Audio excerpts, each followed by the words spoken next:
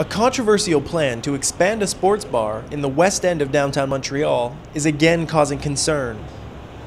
Montreal real estate developer Peter Sergakis is turning his little bar on the corner of Dufort and St. Catherine Streets into a 900-seat sports complex.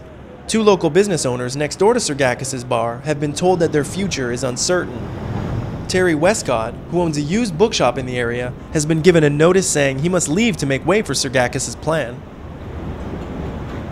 The owner of Argo Books, just down the street from Westcott, fears that this expansion will affect local business. I don't like that it's a huge mega bar. I think it's going to be really negative for the neighborhood. There's already enough, barf and whatever around, especially in Frosh Week. The bar itself is breaking all kinds of bylaws that he's gotten sort of leave to break, which is really annoying. And I find it all very weird because it's supposedly a family restaurant, but when I went there with my 1-year-old last year for the World Cup, he wouldn't let me in because it's not a family restaurant, it's a bar. So he's kind of having it both ways, where he doesn't have a license to be a bar. It's supposedly a family restaurant, but if you bring your kids, you're not allowed to go. Clark feels that the area lacks the sense of community that he sees in other parts of the city.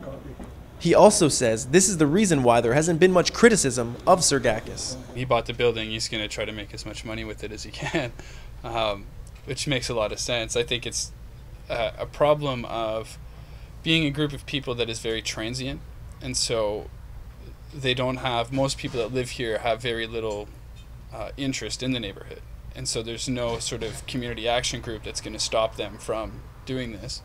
They're not going to voice an opinion, they're not really going to pay attention, and then he's going to open things like across the street from here is the Cafe Lounge, which is a coffee house, again because he's not allowed any more bar licenses because he has so many. And the Cafe Lounge, if you go in, they don't have coffee ready for you. They have to make it because it's not really a coffee shop.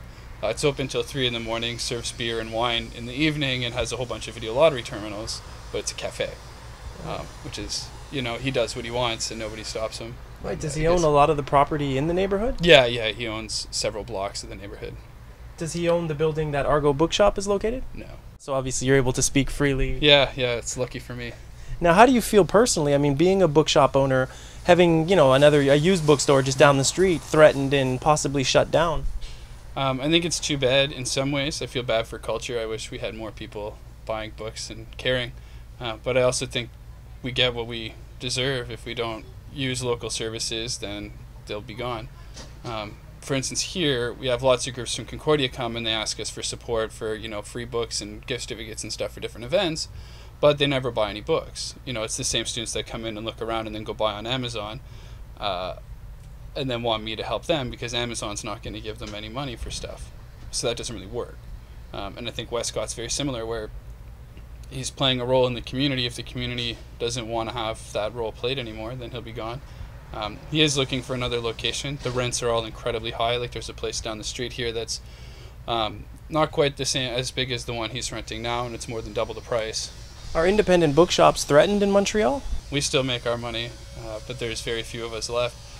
Used book dealers is different. They're having a harder time. There's a lot more of them have closed in Canada in the last 5 years. Largely because the used book trade was all about browsing and finding those hard-to-find books, and they had poor catalogs and whatnot, whereas now with Abe Books and other sort of internet sources, you can find any book. And so a lot of the thrill of the hunt is gone because it's not hard to get that book anymore. In Montreal, I'm Adam Bema.